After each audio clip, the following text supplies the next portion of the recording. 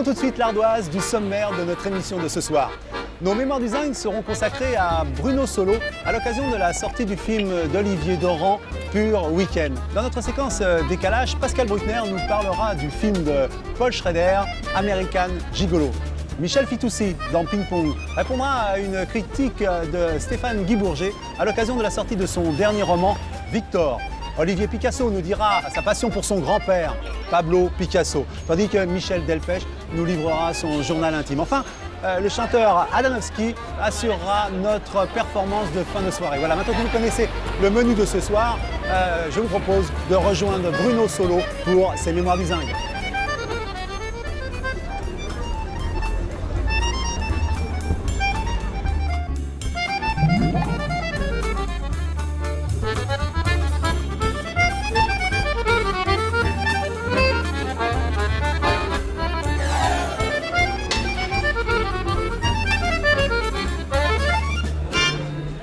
Ce soir, nos mémoires du zinc sont consacrées à Bruno Solo à l'occasion de la sortie du film Pur Week-end d'Olivier Daurent. Alors, franchement, là, on ne peut pas la manquer, hein. Pur Week-end, Olivier Daurent. Alors, Bruno Solo, méconnaissable. Il y a même des potes à moi qui m'ont pas reconnu sur la photo, t'imagines? Ils m'ont dit, mais je suis sûr que t'as pas joué dedans, t'es un gros flambeur, t'es un mytho, ben voilà. Ce soir, on va essayer de montrer que si, quand même. Oui, on montrera l'extrait avec des cheveux. Voilà. Chad Merad qui est ici. Alors, on peut faire la distribution parce que c'est un film choral, donc tout le monde a sa place et c'est important.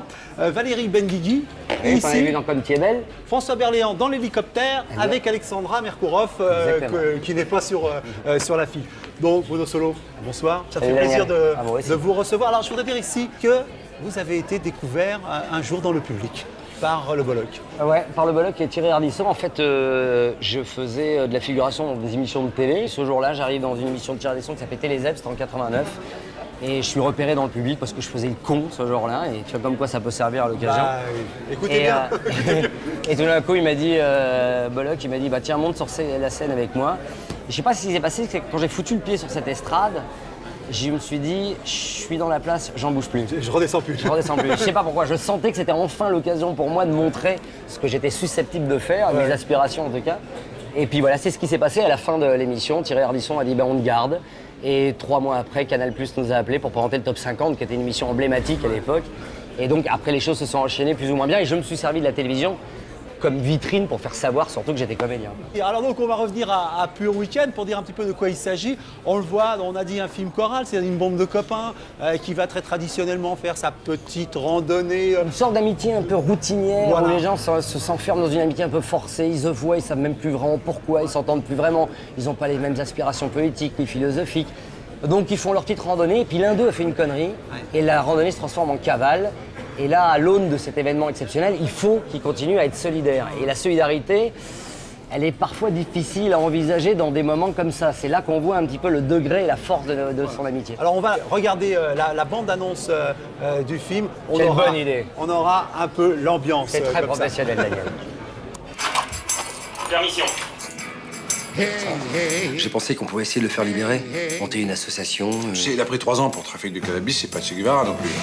C'est une randonnée, c'est pas un week-end à Disneyland. Avec Alvaro, il est avec nous, non, vous inquiétez pas, on le ramène dès lundi. Quoi? Qu'est-ce qui se passe? Il se passe qu'elle est finie depuis 8 h ce matin, sa perme. C'est qui va tout exactement? Il avait une permission de 24 heures et il est toujours pas rentré. J'ai un plan épervier et GIGN sur ce coup-là. Je vais te déposer sur le parking de la gendarmerie et Cassos. J'y retourne pas. Moi, je vous aime tous.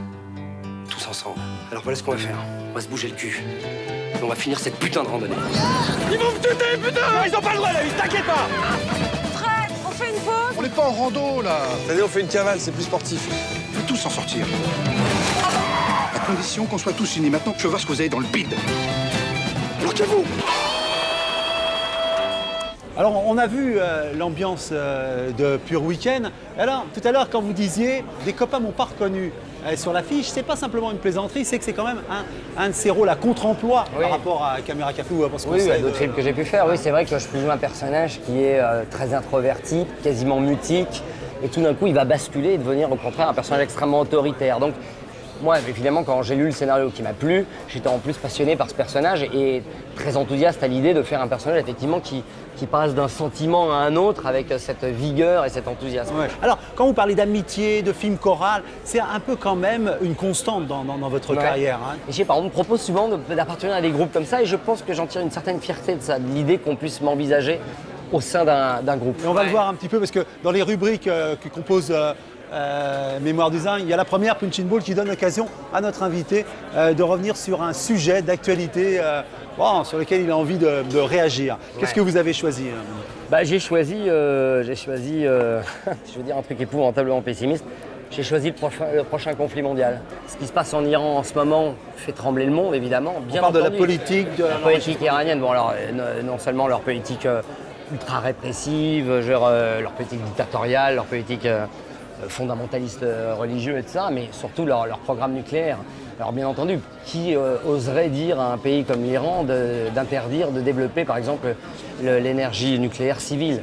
Mais on sent bien, sans aucun doute, autant il n'y avait pas d'armes cachées en Irak, autant il y a sans aucun doute un programme nucléaire autrement plus belliqueux que celui qui est défini par le gouvernement. Donc on sent que les Américains, c'est là où ils vont aller péter la gueule aux Iraniens dans pas longtemps et ça me fait très peur parce que je pense que ça va véritablement embraser le monde. Ils ont des moyens coercitifs, les Américains, gigantesques, puisqu'ils se prennent pour les gendarmes du monde. Enfin, les Américains, le gouvernement américain, les gouvernements républicains notamment. Mais est-ce que vous ne pensez pas que c'est une affaire aussi intérieure, qu'actuellement il y a un échec de la politique économique en Iran et que les dirigeants iraniens ont besoin d'une cause pour fédérer leur peuple? Évidemment, le pays est dans une telle détresse que bien entendu, il se pose en bouc émissaire, on nous interdit d'accéder au progrès. Rendez-vous compte, alors bientôt le peuple est galvanisé, enfin semble-t-il des images qu'on peut voir, parce que c'est toujours pareil. C'est toujours pareil, moi j'entends des Iraniens qui disent mais tu n'imagines pas la résistance qu'il y a dans ce putain de pays, des femmes, des intellectuels et même d'une certaine classe ouvrière, estudiantine. Il y a une vraie volonté, une aspiration très forte à la démocratie. Bon, écoutez, on va laisser quand même sur une note d'espoir et considérer qu'en Iran, il se lève des forces qui peut-être auront raison de ce qui se passe. C'est vraiment un peuple magnifique, le peuple perse. Notre séquence ping-pong est une séquence matérialisée par cette petite balle. Ah bah oui, on peut pas faire plus juste. Ah bah on peut pas faire plus juste. C'est très sportif, hein, on sent le footballeur quand même, le punching ball, le ping-pong. Et alors, ce qui est sportif aussi, c'est la critique. Ouais, s'il y a bien un sport qui est violent, je vais proposer un combat clair parce que je vais lire les arguments de l'intéressé. On est dans Première, on est dans Ciné Life. Je vais lire un extrait vous concernant. Le road movie, vous reconnaîtrez, qui sent sous les bras, n'est que le cache-misère d'un scénario rabioté de partout, modèle téléfilm. Tout public, donc aucun, avec enfilade de gars pas drôle, farandole de quiproquo, Nasbrock, et pièces montées de son gros rôle. Ils n'ont pas aimé visiblement. Et ça continue, puisqu'il continue à frapper au corps. Solo fait le râleur des brouillards, Léra, le bellâtre bidon, Barbara Schulz, la champigneuse survitaminée. Ils sont là, tous à leur place, sagement, tristement, mais on s'en fout. Pressé que ce fut. C'était livraison à l'émission. Voilà, pur produit de vidéoclub. En finissent au plus vite. Ceci dit, je ne sais pas si c'est le film, si cette critique a fait que le film n'a pas marché, mais le film a été un four terrible. Ouais. Moi, je trouve que effectivement, le film avait ses qualités dans la première partie et après il sombrait effectivement dans une bluette peut-être. Et le réalisateur Bruno Delahey l'a reconnu d'ailleurs à l'époque. Maintenant, la critique, la critique est beaucoup plus dure que ce que le film mérite, quoi. Et non, mais en général, j'en ai vu moi, par exemple, j'avais écrit un film il y a quelques années qui s'appelait Grève Partie avec Fabien Altaniente, qui était l'histoire d'une journée de grève où les gens s'arrêtaient de travailler. Donc un libraire joué par Daniel Rousseau leur disait, puisque vos corps s'arrêtent, faites marcher vos têtes. Et il leur proposait de lire. Et le film avait été, il y avait une critique, je me souviens, dans Télérama, que j'avais trouvé très bonne, très juste, parce qu'il dit ce film est tellement porteur d'espoir, de belles idées, on aurait tellement eu envie de l'aimer. Et là, ce feu d'artifice promis s'avère être un pétard mouillé. Moi, je dis qu'une critique comme ça, elle fait mal, et en même temps, elle me fait du bien, elle me fait avancer. Est-ce que vous n'avez pas comme modèle un peu la comédie sociale anglaise? Oui, j'ai ça, mais je n'ai pas la prétention d'aller vers ça, parce qu'il y a quand même dans l'humour français quelque chose d'un peu plus franchouillard qui fait qu'on tirera toujours vers quand même quelque chose de plus rentre dedans. C'est pour ça qu'on n'arrive pas à faire cette Oui, je crois qu'on n'arrive pas à mettre cette émotion inhérente peut-être à l'âme anglaise, à la British soul. Je sais pas. Alors vous avez toujours eu envie de parler du monde du travail mondial. Oui, toujours. Donc il y a encore espoir d'avoir une comédie sociale. Bien entendu, putain. Parce que ça continue. Moi je renonce pas. Je renonce pas. Alors, Passion d'auteur, c'est l'occasion pour notre invité d'évoquer quelqu'un qui a été important. Alors Bruno Solo, qui avez-vous choisi? Georges Perec. Georges Perec, bah oui. Voilà. Georges Perec, parce que je pense que c'est lui le premier qui m'a ouvert à ce que pouvait être la littérature presque ésotérique. C'est-à-dire que c'était un mathématicien des mots. Oui, absolument. À tel point que dans ce livre, La Disparition, il faut quand même le dire pour ceux qui l'ont jamais lu, c'est un livre de 250 pages quasiment, où il n'y a pas une seule fois la lettre E. Et qui est un livre qui parle juste une performance exacte. On vérifie des fois pour savoir s'il n'a pas que lui. Attendez, juste pour le plaisir. Je voulais juste un début de la disparition. 3 cardinaux, un rabbin, un amiral franc-maçon, un trio d'insignifiants politicards soumis au bon plaisir d'un trust anglo-saxon ont fait savoir à la population par radio puis par placard qu'on risquait la mort par inanition. On crut d'abord à un faux bruit. Il s'agissait, disait-on, d'intoxication. Etc. Il n'y a pas une seule fois la lettre E là-dedans. Mais parce que c'est le rapport entre la forme et le fond, c'est-à-dire que quand on lit ce texte-là, quelque chose nous manque, mais on ne sait pas ce que c'est l'image du bonheur, voilà. Absolument. C'est exactement ça, et souvent chez Perec, c'est ça, on croit qu'il joue simplement avec, il joue avec les palindromes, il a écrit une phrase de 3 pages qu'on peut lire dans les deux sens. Le fameux palindrome, c'est l'aval. C'est exceptionnel, parce que c'est pas juste un exercice de style, il y a un vrai, comme vous le disiez, il y a un vrai fond derrière, il y a une vraie volonté, il y a une vraie réflexion sur la vie et sur l'existence. Je vous les laisse parce que je serais capable de vous les voler, ce serait dommage qu'ils disparaissent. Oui, très beau. Journal intime. Alors le journal intime, c'est l'occasion pour notre invité de nous emmener dans un endroit un petit peu privé, un petit peu non, mais alors vous savez ce que je vais vous montrer? Le staff. Je vais vous montrer ça. Ça, c'est les moulures du café Charbon. De ça, Papa c'est Solo. fait par des ouvriers. C'est fait par des ouvriers qui s'appellent les staffeurs, et c'était le métier de mon papa. Et il a fait ça pendant toute sa vie, et c'est un métier assez passionnant qui est complètement quasiment disparu maintenant, parce que les moulures maintenant sont faites en polystyrène, sont collées. C'est placo là maintenant, c'est un peu le placo, voilà. Et voilà, donc je voulais juste vous montrer ça parce que mon père, bien sûr, dans ma vie, c'est mon pilier, c'est ma fondation, c'est ma force. Moi, j'ai fait une chose avec mon père que je conseille à tous les ados de 13-14 ans. Quand il a senti que j'allais rentrer, j'étais susceptible de rentrer en conflit avec lui, parce que c'est normal et c'est inhérent à l'adolescent de rentrer en conflit avec ses parents. Il m'a dit, viens, on se tire, on est partis 4 mois, tous les deux en voyage. Lui et moi, à travers les États-Unis, le Mexique, le Honduras, le Canada aussi avant, le Guatemala. Juste lui et moi, en car Volkswagen avec 3 ronds. Et on a fait un voyage quasiment initiatique, on a appris à se connaître définitivement. Alors, moi, je conseille à beaucoup de fils et de filles de faire ça avec leurs parents. Bon, alors justement, il est comment comme papa, Bruno Solo? À moi? Ah oui. Ouais.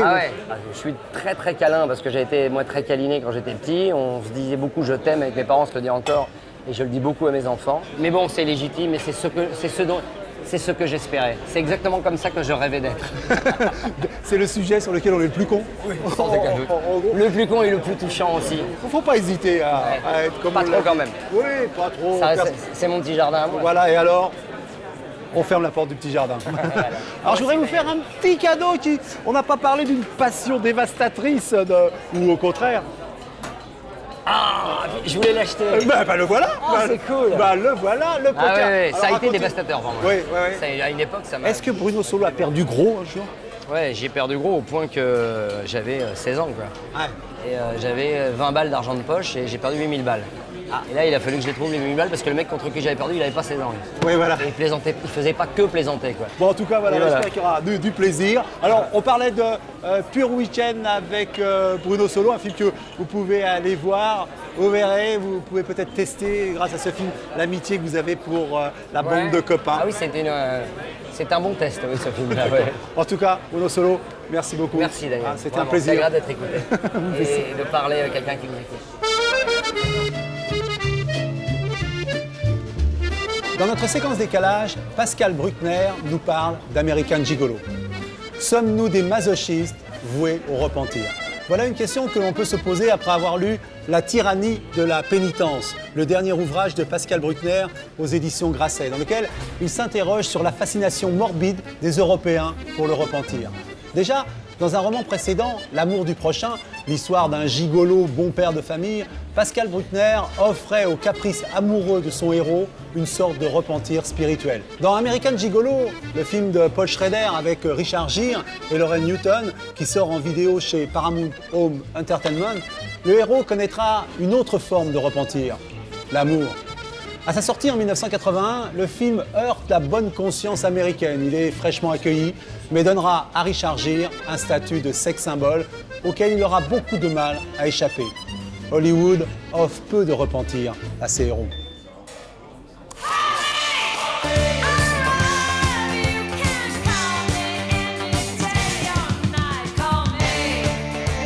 Dans les années 70, tout le monde couchait avec tout le monde, hommes, femmes, jeunes, vieux, parce qu'on pensait que c'était le langage naturel d'un corps enfin débarrassé des tabous de la bourgeoisie, du christianisme, tout ce qu'on peut dire là-dessus, tout ce qu'on disait à l'époque, qui était un peu naïf. Et Richard Gere incarne un peu cet optimisme historique.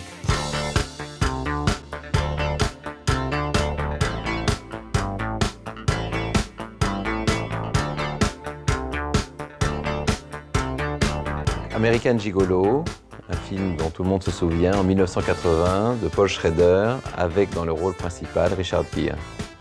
C'est une sorte d'autodidacte, à la fois de l'élégance, de la démarche. C'est ce qui d'ailleurs va faire un peu la marque de fabrique de Richard Gere, sa façon de marcher. Une façon sportive, décontractée, d'un homme qui est sûr de lui, à qui le monde appartient. Salut les filles. Comment? Tu n'es pas allé à Rio pour le week-end? T'occupe pas d'elle, elles sont jalouses. Moi, je m'en occupe pas. Donc il y a la volonté d'obtenir un statut de respectabilité à cette profession qui est évidemment mal considérée dans toutes les sociétés occidentales et même ailleurs. Cette femme n'avait pas eu d'orgasme depuis peut-être 10 ans. Quand ça a été fini, j'ai eu le sentiment d'avoir fait quelque chose qui en valait la peine.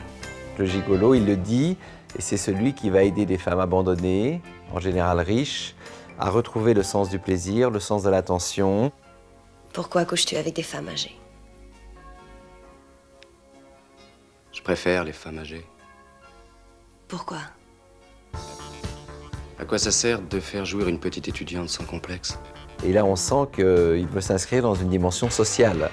Il y a un aspect d'altruisme parce qu'il veut justifier son utilité sociale. À la fois, il aime sentir son pouvoir de séduction sur toutes les femmes, mais en même temps, effectivement, avec ses clients, du fait de l'intimité physique, il y a comme une camaraderie. Donc il est dans un bar et en réalité, on voit bien que c'est un homme qui aime les femmes. Il voit une jolie blonde et comme c'est un homme séduisant et beau, il va la draguer. Vous avez un métier qui porte un nom, sauf erreur. Ça vous va bien de dire ça? Je vous ai vu assise là où vous aviez envie que je vienne à vous, je suis venu à vous. Je sais bien ce que je vois. Vous m'auriez demandé combien? Comme quoi? Traducteur ou guide? Pour baiser une fois. Et donc, il y a une conversation qui se termine mal et qui en réalité va être le début de leur relation puisqu'elle va tomber amoureuse de lui et lui aussi. Vous n'êtes qu'un maquereau. Si vous ne voulez pas être à la recherche d'une nouvelle clientèle, ne revoyez plus ma femme. Convoqué à Palm Springs par un mari désireux de lui faire voir, enfin de le voir faire l'amour à sa femme. Et en réalité, il tombe sur un sadique et on sent qu'il a été pris dans une embûche, dans une embuscade. Frappe cette garce.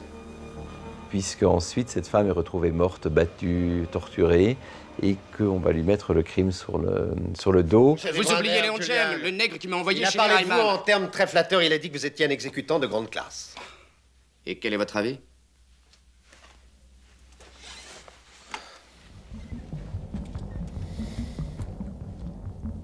Je crois que vous êtes l'assassin. Tous ses clients lui tournent le dos pour des raisons de respectabilité sociale, et celle qui devait lui fournir son alibi avec laquelle il avait passé la nuit refuse de témoigner devant la police. Je lui ai dit la vérité. Lisa, tu ne leur as pas dit la vérité. J'étais ici avec toi jusqu'à minuit passé. Mais non, c'est faux. Juste avant d'être mis en prison, il va revoir le noir qui lui a trouvé ce rendez-vous à Palm Springs avec ce couple. Le noir lui avoue qu'effectivement c'est un coup monté. Pourquoi est-ce que tu m'as choisi? Parce que tu étais le plus vulnérable de tous. La fin du film, c'est un happy end moralisateur, puisque l'amour sauve le vice et que la femme du sénateur, donc, qui est la plus jolie, la plus élégante de ses clientes, elle témoigne devant la police qu'elle a passé la nuit avec lui. Il n'était pas à Palm Springs la nuit du meurtre. Non? Non. Il était avec moi. Et elle préfère mettre en péril sa réputation et son couple plutôt que de voir condamner cet homme qu'elle aime.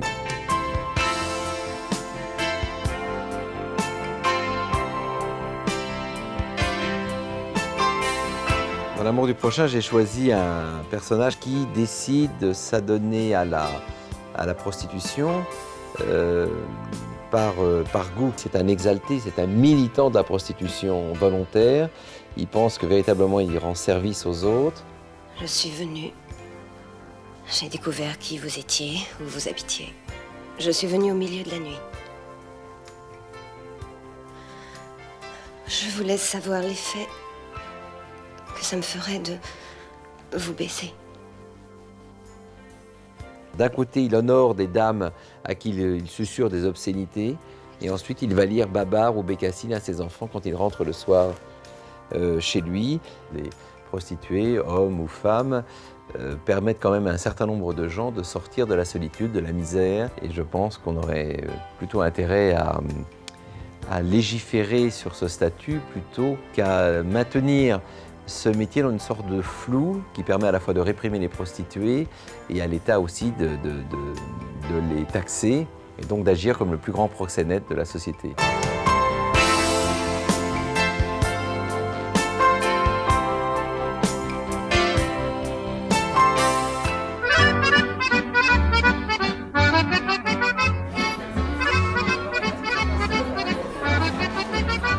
Dans notre séquence ping-pong, ce soir, je reçois Michel Fitoussi pour son roman Victor, paru aux éditions Grasset. Elle va répondre à une critique de Stéphane Guy Bourget du Figaro magazine.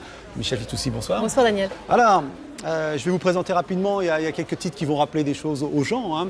On n'est pas des superwoman, c'est des 87 déjà, ouais. La prisonnière, 99, un succès mondial. Et puis elle, le roman des femmes, en 2005. Donc déjà pour vous situer, vous êtes une fabricante de best-sellers, on peut le dire. On peut dire ça si vous voulez.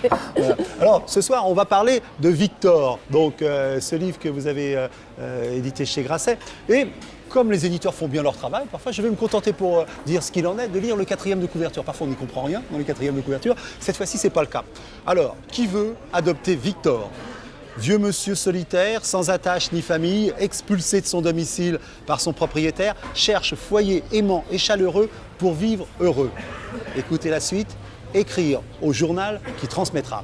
Parce que toute cette histoire de ce Victor serait relativement simple si c'était un vieil homme que l'on recueille comme ça, mais il va entrer dans la danse un magazine qui va en faire une affaire éditoriale et on verra par la suite ce que cela donnera. Donc c'est un peu ça l'histoire de votre Victor. C'est un peu ça, voilà. C'est une comédie satirique à la fois sur la vieillesse, ce qu'on fait des vieux aujourd'hui dans la société, comment on va les traiter, sur la grande presse, le voyeurisme, les grands mouvements de solidarité médiatisés, et puis la compassion, que je trouve formidable, mais comment ça peut vous entraîner très loin et parfois vous faire mal tourner, quoi. Alors on écoute donc ce charmant garçon, Guy Bourget. Dire un bien fou de moi, mais je suis ravie. Bon, d'abord, je m'adresse à lui l'image fixe. Déjà, il ne peut pas mordre. Bonjour Stéphane Guy Bourget. Michel Fitoussi, bonsoir. Je suis vraiment désolé de venir vers vous de cette façon pour dire du mal de votre livre. Je me suis même demandé si je n'avais pas été trop injuste dans mon papier du Figaro magazine en m'acharnant ainsi sur Victor.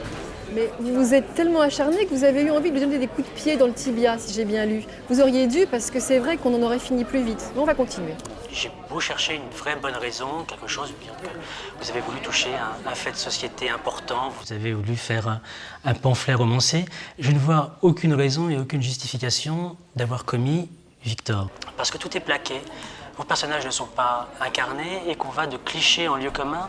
Donnez des exemples par hasard, s'il vous plaît. Parlons quand même des personnages, puisque comme vous avez demandé à Stéphane Guy Bourget de donner des exemples de personnages qui ne les donnent pas. Alors Victor, donc, ce vieil homme qui est un ancien libraire très cultivé. La famille, alors cette famille, Décrivez-nous-la, incarnons-la pour Stéphane. C'est une famille en fait, c'est une famille de gens gentils. Le père est opticien, la mère est nutritionniste, il y a 2 enfants, un chien. C'est une famille de Français moyens, très sympa, qui ont la compassion bandoulière, qui essayent d'aider leurs prochains, qui donnent de l'argent à des bonnes œuvres. Et voilà, ils lisent une petite annonce dans un grand journal, donc global, qui va adopter Victor. Et l'annonce que vous avez donnée tout à l'heure, c'est-à-dire un vieil homme solitaire, bon, cherche une famille pour l'accueillir. Et tout d'un coup, ils se disent mais pourquoi pas. Et donc ils vont accueillir Victor le jour de Noël, puisqu'on leur propose de le faire venir le jour de Noël. Victor va être un révélateur. Et Victor va être un révélateur, mais ce qu'il y a surtout, c'est que ce sont des gens très gentils. Et ce sont des gens qui ont vraiment l'intention de faire une bonne action. Donc je ne m'en moque pas du tout, je suis vraiment très sympa avec eux, quoi. C'est la suite qui va être... Évidemment, Victor a un secret. Il apparaît en filigrane dans de courts chapitres.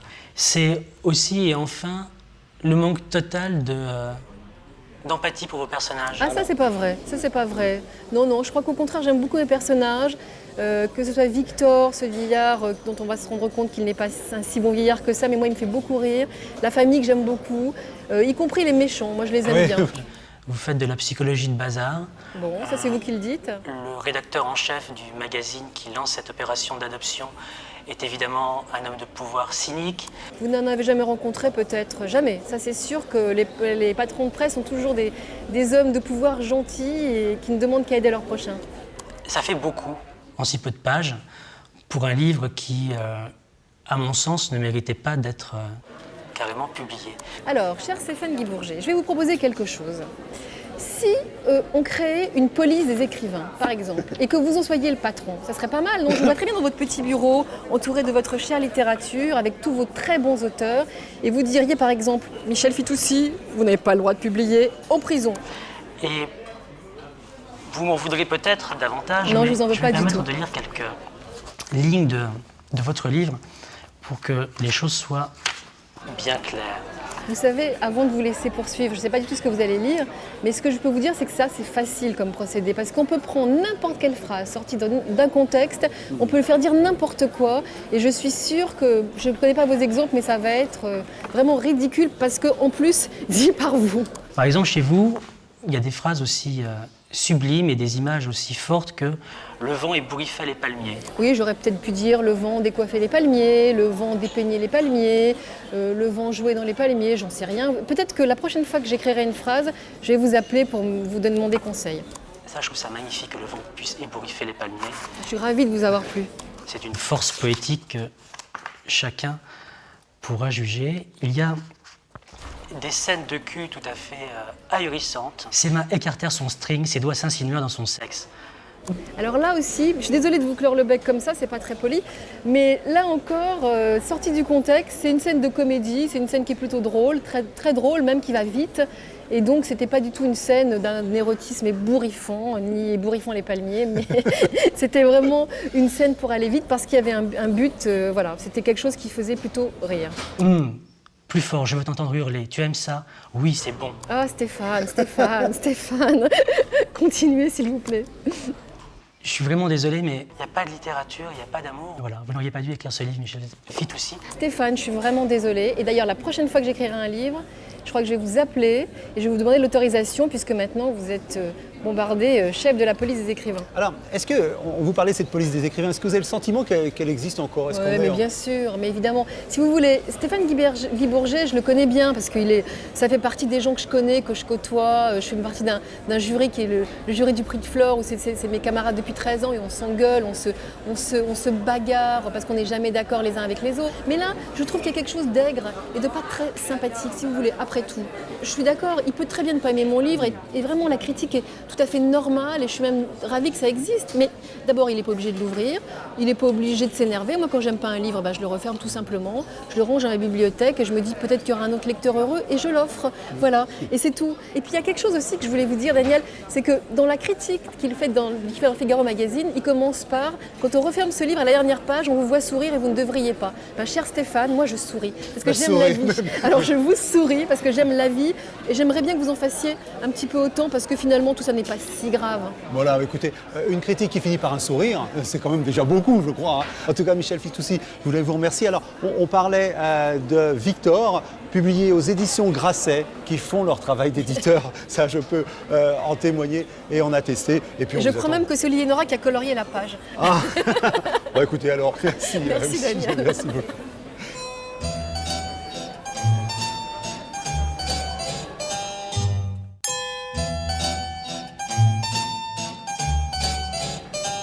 Olivier Picasso est le petit-fils de Pablo Picasso. Cet été, il nous propose sur France 5 les premiers pas, 10 portraits d'artistes de Bob Wilson à Stark, en passant par Bilal et Ben, une série coproduite par le Centre Georges Pompidou. Olivier Picasso a des activités aux facettes multiples. C'est à lui qu'on doit d'avoir fait descendre Picasso dans la rue, grâce à cette voiture. Certains lui ont reproché cette exploitation commerciale, abusive du nom de Picasso. Lui considère au contraire être fidèle à ce génie qu'aucune audace n'effrayait. Dans la préface de L'Ogre Picasso, le livre de Séverine Saint-Maurice paru aux éditions Thierry Magnier, il revient sur ses critiques, mais surtout sur le don précoce de Picasso pour le dessin et du rêve qu'il a poursuivi toute sa vie, dessiner avec l'innocence d'un enfant. L'ouvrage rassemble plus de 100 œuvres et photographies qui retracent l'itinéraire de Pablo Picasso jusqu'à cette dernière image qui le montre en patriarche. En la regardant, on a du mal à se dire que Picasso était un ogre.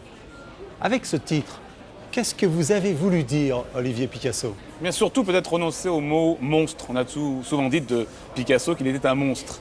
J'ai préféré penser qu'il était un ogre, ce monstre gentil de l'enfance, mais aussi l'ogre qu'il fut en réinventant la réalité. J'ai réalisé aussi que mon grand-père était un ogre le jour de sa mort. Pour moi, il est né le jour de sa mort. C'est curieux à dire, mais avant, j'avais le sentiment d'avoir un grand-père. Il était peintre, un petit peu comme tout le monde, une grand-mère, Marie-Thérèse. Et puis à la maison, il y avait des portraits d'eux. Et ce 8 avril 1973, lorsqu'on a annoncé sa mort à la télévision, je me suis dit, c'est pas banal. C'est pas comme tout le monde. Et c'est peu à peu que j'ai appris à réapprendre cet homme et finalement à faire le chemin à l'envers. Au point de me souvenir qu'il était né en 1881, qu'il était espagnol, un pays que je ne connaissais pas finalement, et puis que toute sa vie avait été une succession de luttes et de refus. À chaque fois qu'on le croyait quelque part, il était ailleurs, un petit peu comme quand la famille s'est déplacée de Malaga pour aller à La Corogne, à Barcelone, puis à Madrid, et puis son grand départ pour la France en 1900, parce qu'il savait, comme les autres artistes espagnols à l'époque, que tout se passait là-bas. Ce sont d'abord les années à Montmartre, donc c'est très vite le bateau Lavoir, c'est les rencontres dans le milieu artistique. Il fait la connaissance d'Apollinaire, il fait la connaissance de Matisse. D'ailleurs, je voyais ici deux autoportraits, un de lui-même à l'époque cubiste, 1906, et puis un de Matisse à la même époque. Et c'est ainsi qu'il va se nourrir des autres, de ses amis de toujours, car mon grand-père était très fidèle, et puis il va nourrir son art. Alors, on a parlé de la période bleue, qui n'était pas du tout bleue. Hein. À l'époque, il n'avait absolument rien pour vivre, rien à manger, et puis le cubisme. Le cubisme et l'étude qu'il en fait avec d'autres artistes comme Braque, qui devient son compagnon de fortune, car tous les deux vont s'observer l'un l'autre, un petit peu comme le jeu qu'on a prêté à Matisse et à Picasso de s'observer l'un et l'autre en se jaugeant. Et puis il y aura les années sentimentales qui vont toute sa vie alimenter son œuvre, car finalement chaque femme aura été importante à la création. Évidemment, il y a eu Fernande et les années du bateau Lavoir et du cubisme, puis il y aura Eva, un rapide amour qui va mourir et qui sera suivi par Olga, sa première femme, la danseuse russe. Alors je vais poser une question. D'abord, dans les grandes œuvres, les grandes dates, les Demoiselles d'Avignon, qui sont ce qu'on appelle le début du cubisme. 1907. Oui. Mais d'abord, les Demoiselles d'Avignon, c'est un nom très, très chic pour ceux qui finalement étaient plutôt les prostituées de la rue d'Avignon à Barcelone. C'est un tableau qui est considéré comme étant la cassure, comme le point de départ de l'art moderne. C'est un tableau qui à l'époque est resté caché. Car quand il l'a montré à ses amis, à Apollinaire, par exemple, ils lui ont tous dit qu'il était complètement fou. Il y a eu un refus total. Je pense que dans l'œuvre de mon grand-père, il y a d'un côté les femmes et la politique. Il aura toujours été un artiste, si ce n'est engagé, en tout cas concerné. Et c'est vrai que Guernica intervient à une époque où il est quelqu'un de très riche, très connu, presque assoupi. Et c'est Dora Maar qui va effectuer ce réveil politique en lui lisant les nouvelles d'Espagne. On annonce cet atroce bombardement de Guernica, et c'est là qu'il va transformer l'œuvre qu'on lui avait commandée pour l'exposition universelle de Paris en une œuvre symbolique qu'il va nommé Guernica. Et c'est vrai que cette œuvre est le symbole de la paix, puisqu'on en retrouve une tapisserie à l'ONU à New York, et puis que l'œuvre en elle-même est véritablement un symbole du XXe siècle, avec ses horreurs. Bon, là, il y a le Picasso assez somptueux, mais ce titre, l'ogre, laisse penser aussi au Picasso violent dans les rapports humains. On a dit qu'avec les femmes, dans l'intimité, il était violent. Certainement, il avait autour de lui des femmes qui avaient été conquises par son charme. Ma grand-mère, par exemple, se souvient qu'à la première rencontre, elle avait regardé sa cravate et son gentil sourire. Et puis, il lui avait dit « Vous et moi allons faire de grandes choses ensemble ». Elle n'y croyait pas, elle avait 17 ans, il en avait 46. Puis en fin de compte, ils vont faire beaucoup de choses ensemble. Mais il avait besoin des autres pour créer, et je pense qu'il allait jusqu'au fond de leur âme pour transcrire leurs émotions, transcrire les événements qu'ils vivraient ensemble. Et c'est un peu difficile quand on a été capté par son aura, par sa façon de vous immortaliser. Je crois qu'on n'en sort pas indemne, et toutes n'en sortaient pas indemnes. Je pense que c'est peut-être ça qui a conduit ma propre grand-mère Marie-Thérèse, ou bien sa dernière femme Jacqueline, à se suicider. Je pense que beaucoup en ont souffert parce que quand il avait vidé une âme, il allait en chercher une autre. Qu'est-ce que c'est que porter le nom de Picasso aujourd'hui pour vous? Il faut voir que ça donne beaucoup de droits, mais ce sont aussi des obligations. Je pense que ma propre vie sera toujours infléchie, peut-être pour 10 ou 15%, par cette ascendance extraordinaire. Je crois que ça me donne un sorte de devoir de mémoire. En tout cas, Olivier Picasso, c'était une très belle expression du devoir de mémoire. Merci.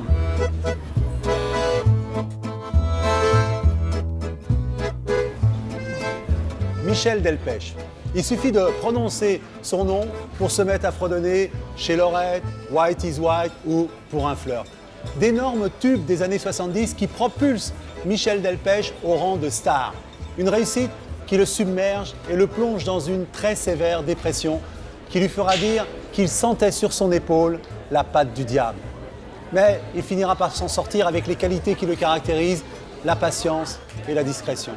Aujourd'hui, Michel Delpech nous propose chez AZ un album de duo, Michel Delpech et, composé de reprises de ses plus grands succès, avec entre autres Alain Souchon, Francis Cabrel, Julien Clerc et Benabar. Un album déjà disque de platine. Le succès n'a pas oublié Michel Delpech. Il sera en tournée jusqu'en 2008. Je dois confier à Michel Delpech que réellement, ma famille habite dans le Loir-et-Cher. Et c'est pour moi l'occasion de saluer les habitants de Romorantin-Lantenay. Ma famille habite dans le Loir-et-Cher. Mais je sais. C'est pas terrible. Je fais de la chaise longue et j'ai une babysitter. Je traînais moins la jambe quand j'étais chanteur. J'ai été obligé de tout remettre en cause, artistiquement, humainement. Et ça, c'est bien. Et ça, c'est bien parce que finalement, ça n'a pas d'importance d'être une très grande star ou d'être ceci ou d'être cela. Ce qui est important, c'est d'avoir une vraie vie, quoi. C'est de comprendre un petit peu quelque chose. Alors, ça m'a permis de comprendre un peu les choses, alors que je comprenais rien du tout. C'est pas mal. Pour on flirte avec toi, je ferai n'importe quoi. Pour un flirt avec toi. La célébrité, le pouvoir, c'est une forme de domination, donc c'est sexuel, bien sûr. C'est très physique.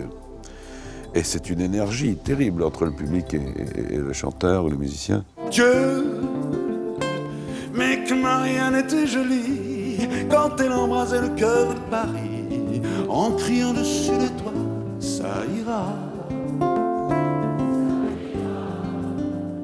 Toute la vie.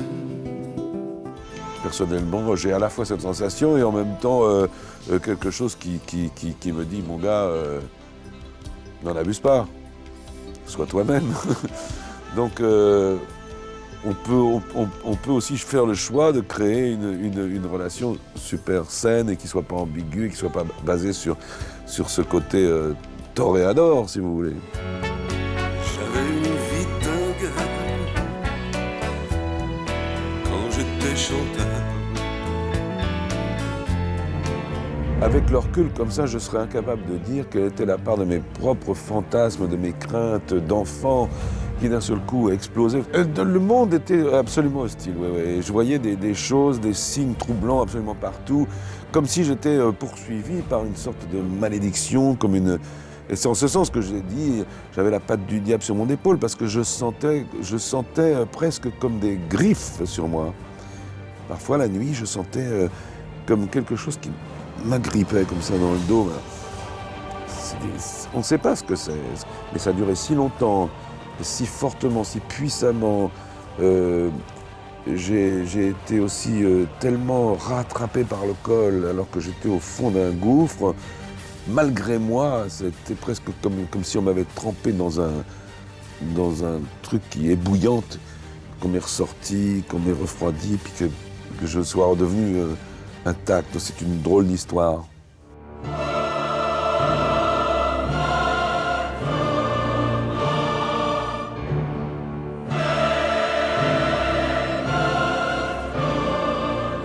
Alors, Frère Redon, c'était un type qui était moine à l'abbaye de Saint-Vendry en Normandie. J'étais très seul à ce moment-là et j'avais une envie de tout abandonner. Il en avait été vraiment question. Je pensais qu'il y avait une telle rupture intérieure que de toute façon, il faudrait vraiment accomplir autre chose, quoi. C'était super ma rencontre avec Frère Redon. Et donc je passais mes journées près de lui, il faisait son pain et on discutait de tout un tas de choses, de la Bible, des autres religions, des femmes. Et c'était formidablement passionnant. Ce qui m'a le plus marqué, c'est la lecture des épîtres de Saint Paul. Si on veut marquer, quoi. C'est-à-dire que c'est quelque chose qui m'a terrassé, quoi. Voilà. Ça m'a fait un effet extrêmement fort.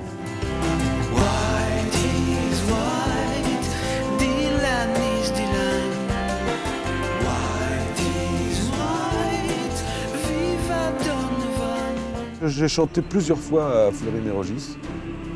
J'aimerais d'ailleurs le faire dans d'autres lieux, disons, mais le plus important, c'est d'aller là où les gens en ont besoin. Je trouve que dans les prisons, dans les hôpitaux, dans ces endroits-là, les gens en ont vraiment besoin, on leur fait vraiment plaisir.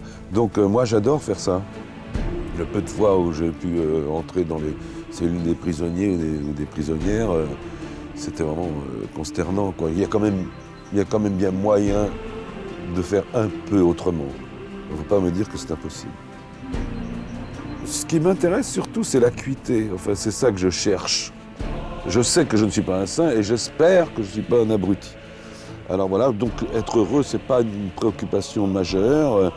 Et puis je pense qu'on est quand même relativement heureux quand on est conscient. Donc moi, mon problème, j'ai été si inconscient pendant si longtemps que toute ma démarche aujourd'hui consiste à être le plus conscient possible de ce qui m'entoure, de là où je suis, de ce que j'ai à faire et de qui est devant moi. Et puis le reste, je m'en fous. On dirait que ça te gêne de marcher dans la boue. On dirait que ça te gêne de dîner avec nous. On dirait que ça te gêne de marcher dans la boue. On dirait que ça te gêne de dîner avec nous. Ben, je vois un mec un peu sévère, en fin de compte. Un peu la gueule. Pas assez souriant. Je suis toujours un peu en ébullition, donc ça me donne un côté, ça creuse un peu des rides ici et tout ça, mais en réalité, je suis profondément optimiste. Je sais ça, malgré ce visage un peu grave. Oui, je suis un faux triste, comme il y a des fausses blondes, quoi. Souvent, on me dit, t'as l'air un peu sérieux, tu devrais sourire plus. Tout le temps, ça revient, ça. Souriez, etc. Faites-moi un sourire quand on me prend en photo, c'est exaspérant, parce qu'on a l'impression d'une espèce de chose qui est tout le temps dans la béatitude. Vous voyez, s'il faut absolument un sourire pour que ça fonctionne, c'est quand même un esclavage, quoi. Alors je me refuse à ça. Et donc, si j'ai envie de ne pas sourire, eh bien, je maintiens ma position. Et je me marre intérieurement. C'était bien, c'était chouette. Quand on était fauchés, elle payait pour nous, Lorette.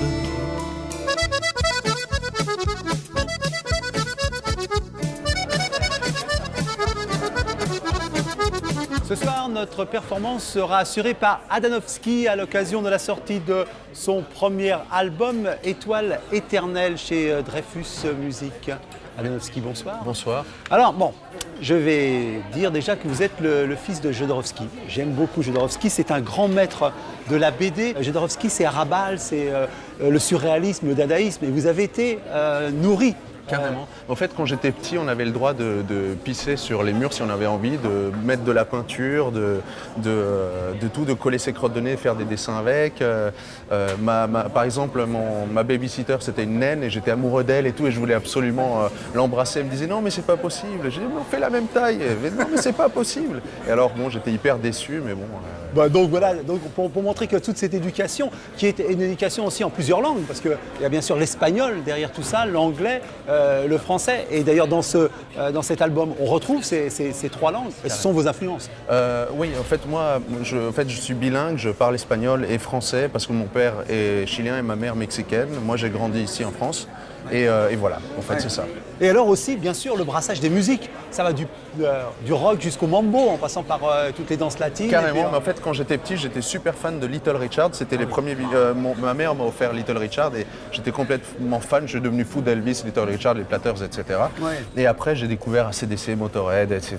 Bon, voilà, c'est ce qui m'a fait vibrer, en tout cas. Ouais. Alors, donc, aujourd'hui, toutes ces influences, on le retrouve dans cet album-là. On voit aussi également qu'il y a... Compagnon du ciel avec Arthur H, et vous considérez que c'est une de vos belles rencontres, Arthur H? Ah, carrément, ouais. Je l'aime beaucoup, c'est écouter Arthur H et aller le voir en concert parce que c'est un super mec. On dit un duo de dandy, vous revendiquez le terme de dandy?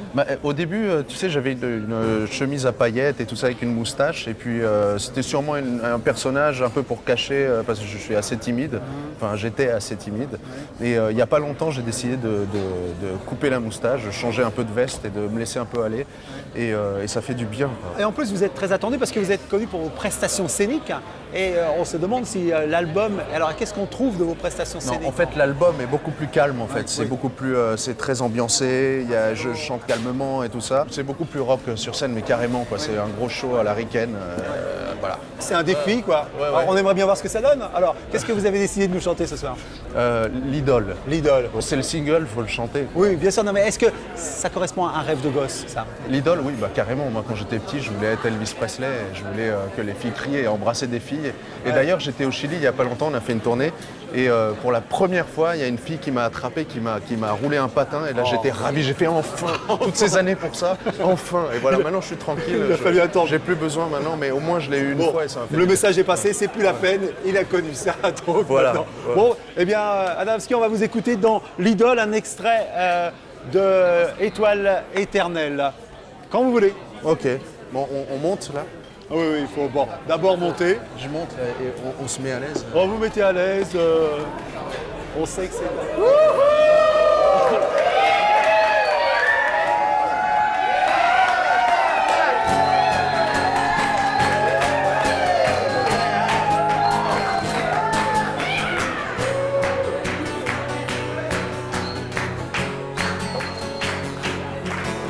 Mais quand va-t-on me regarder? J'aimerais être une idole. Que sur des lèvres enflammées, on lise mes paroles. Hélas, personne ne me voit, et pourtant je m'efforce de donner un peu de joie à ces bêtes féroces. Mais alors, qu'est-ce que j'y peux si je suis si peu radieux?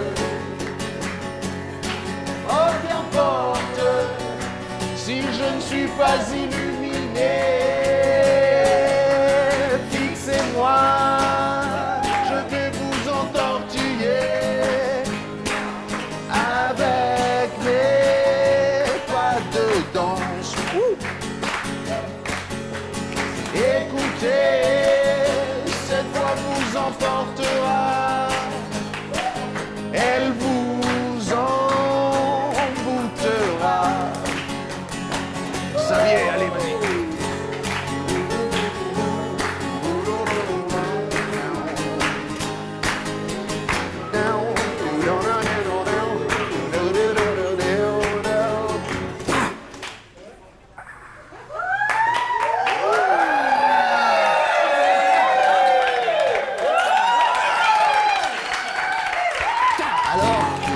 impressionné par ma grande éloquence. C'est seulement que je suis fait d'une forte innocence. Je sais, vous n'osez pas danser, car je suis un bellâtre. Tant pis, j'aurais pu vous offrir de grands coups de théâtre. Certes, je ne suis pas très heureux, et mon ciel n'est pas si bleu. Mais qu'importe, je vous en mettrai plein les yeux. Fixez-moi, je vais vous entortiller avec mes pas de danse. Écoutez, cette voix vous emportera et vous en goûtera. Fixez-moi, je vais vous entortiller avec mes pas de danse. Écoutez, cette voix vous emportera et vous ne l'oublierez pas.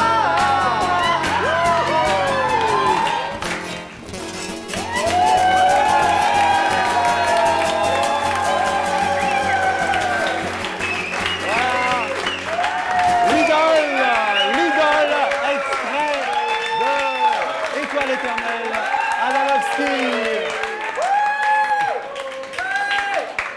C'était donc l'idole, extrait de l'album Gracias. Étoile éternelle. Vous pouvez retrouver Adamovski en concert le 28 à la Flèche d'Or, le 30-04 au Bataclan en première partie d'Adrian Poli et le 5 mai à la Flèche d'Or. Ça vaut la peine et on donne rendez-vous à tous ceux qui aiment et qui ont aimé. Voilà, c'était donc Café Picouli, c'est terminé pour ce soir. Vous pouvez nous retrouver toute la semaine sur France5.fr. Juste après nous, c'est les dossiers Schaeffer présentés par Arnaud Poivre d'Arvor. Quant à nous, on se retrouve la semaine prochaine à la même heure.